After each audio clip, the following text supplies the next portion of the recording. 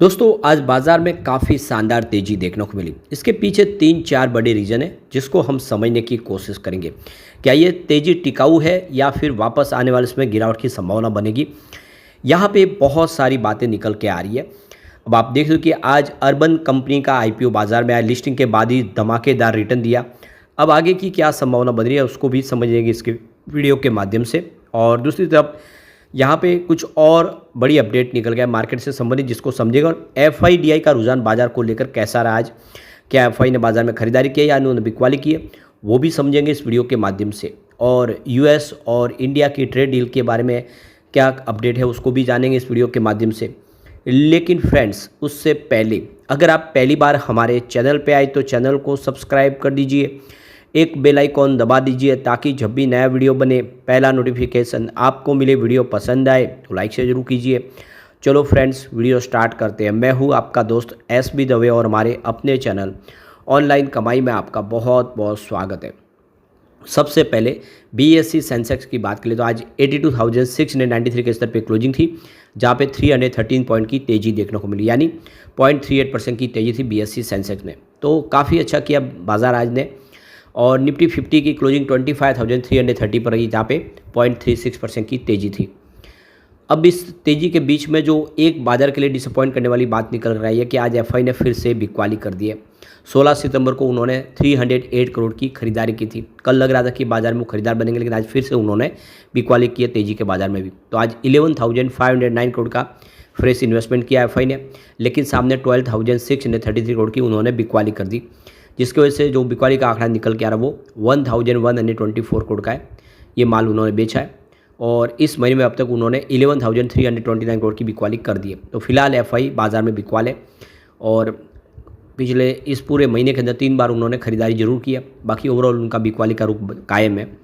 अब बाज़ार को सपोर्ट रोज की तरह डीआई ने दिया है, तो आज 13,719 करोड़ का उन्होंने फ्रेश इन्वेस्टमेंट किया, सामने 11,425 करोड़ की बिकवाली की। इसका मतलब आज उन्होंने 2,293 करोड़ का फ्रेश इन्वेस्टमेंट किया और इस महीने में अब तक उन्होंने 32,892 करोड़ का ज़बरदस्त निवेश कर दिया है। तो इंडिया के जो बड़े फंड हाउस है वो बाजार पे भरोसा कर रहे हैं और जम के खरीदारी कर रहे हैं।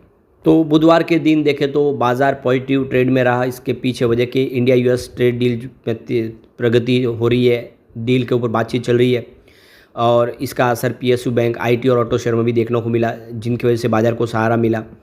तो बाज़ार ने अच्छी खासी तेज़ी दिखाई है। आप देख ही सकते हो कि 3 महीने का ये ऊपरी स्तर है बाज़ार के लिए, ये अच्छी बात है। बैंकिंग और पीएसयू शेयरों में ज़्यादा तेज़ी देखने को मिली, जबकि ऑटो और डिफेंस स्टॉक ने भी आज दम दिखाया और अर्बन कंपनी की जोरदार लिस्टिंग देखने को मिली। वही ड्रीम फोक्स और वेदांता के शेयर में दबाव देखने को मिला। तो इस तेज़ी के जो पीछे सबसे बड़ी वजह है वो है भारत अमेरिका के व्यापार में तनाव की कमी। तो भारत और अमेरिका के व्यापार संबंधों में पिछले कुछ दिनों में आई नरमी ने शेयर बाजार के मनोबल को ऊंचा किया है। अमेरिका के राष्ट्रपति डोनाल्ड ट्रंप और प्रधानमंत्री नरेंद्र मोदी के बीच बातचीत के बाद अब दोनों देशों में व्यापार समझौते को लेकर बातचीत फिर से शुरू करने पर सहमति बनी है। अमेरिका के मुख्य ट्रेड निगोशिएटर ब्रैंडन लिंच इस सिलसिले में सोमवार को नई दिल्ली पहुंचे।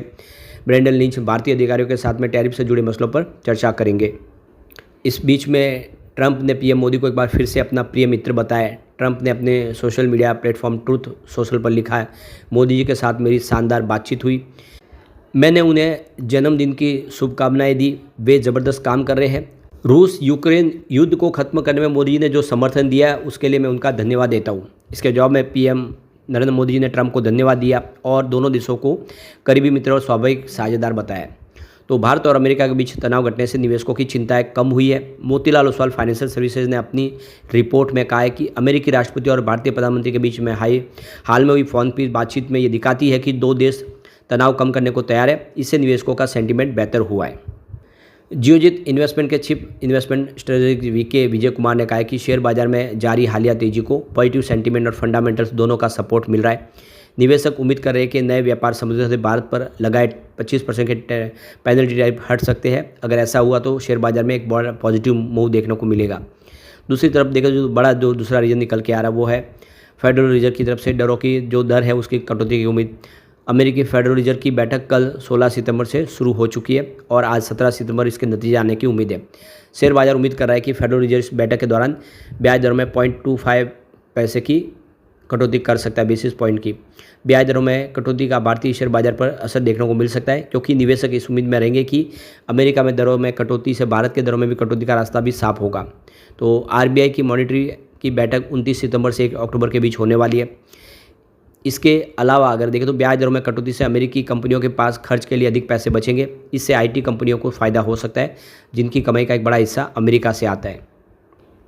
दूसरी तरफ देखें तो भारतीय रुपये में बुधवार को 17 सितंबर को पिछले 3 सप्ताह की सबसे मजबूत शुरुआत देखने को मिली। रुपया 88 के स्तर से नीचे खुला और कारोबार के दौरान ये 87.81 के स्तर को छू लिया। कमजोर डॉलर इंडेक्स और फेडरल रिजर्व के नीतिगत फैसले से पहले कंपनी ट्रेजरी यील्ड में कमी के चलते रुपया 29 अगस्त के बाद उच्चतम स्तर पर कारोबार करा, यानी इंडियन रुपीज़ मजबूत हुआ। ये भी बाजार के लिए शुभ संकेत रहा। रुपये ने 3 सप्ताह में अपनी सबसे अच्छी शुरुआत दर्ज की। 17 सितंबर को 88 के स्तर पर खुला, जिसके पिछले स्तर में 88.05 पर ये बंद होने के बाद रुपया डॉलर के मुकाबले 87.82 पर खुला। यह ऐसे समय में जब निवेशक फेड की एमओआईएमसी की बैठक के नतीजों का इंतजार कर रहे थे और डॉलर सूचकांक कमज़ोर बना हुआ था।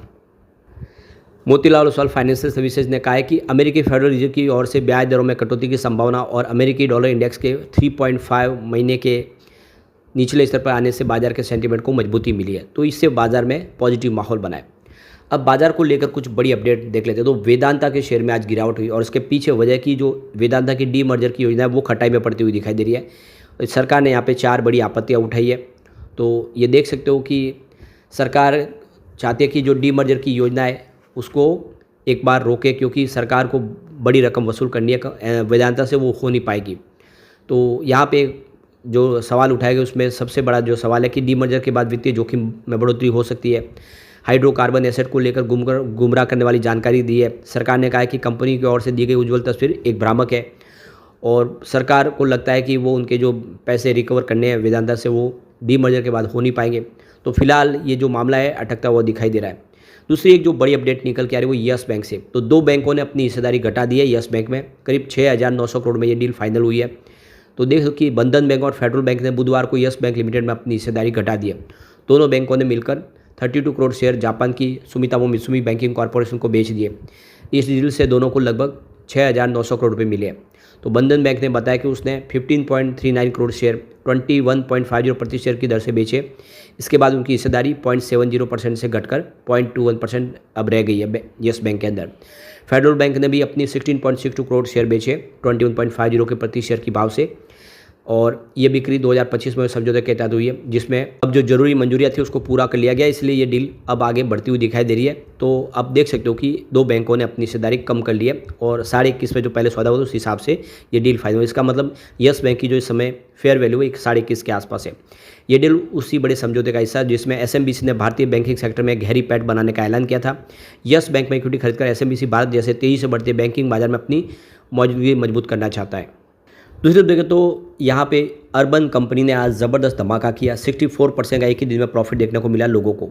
तो अर्बन कंपनी का आईपीओ निवेशकों को मालामाल कर दिया। कंपनी के शेयर 57% प्रीमियम पर लिस्ट हुए। क्लीनिंग, प्लम्बिंग, इलेक्ट्रिक वर्क जैसी सेवाओं के प्रोफेशनल सर्विस मुहैया कराने वाली कंपनी के आईपीओ ने निवेशकों को जो शेयर होल्डर है उसके जिसको भी शेयर मिले उसकी बल्ले बल्ले हो गई, क्योंकि लिस्टिंग 57% प्रीमियम के साथ हुई। और आप देखें तो 64% की आप देखें लिस्टिंग के मुनाफे के साथ 169 पर क्लोजिंग देखने को मिली। तो इससे अर्बन कंपनी की जो मार्केट वैल्यू बढ़कर 24,267 करोड़ रुपए तक पहुंच गई है। लेकिन फ्रेंड्स, कोई भी इन्वेस्टमेंट करने से पहले अपने फाइनेंशियल एडवाइजर से एडवाइस ले ले या अपना खुद का रिसर्च करें, क्योंकि मैंने वीडियो आपके एजुकेशनल पर्पज़ के लिए ही बनाया। वीडियो पसंद आए तो लाइक से जरूर कीजिए और चैनल को सब्सक्राइब कर दीजिए। Thank you friends.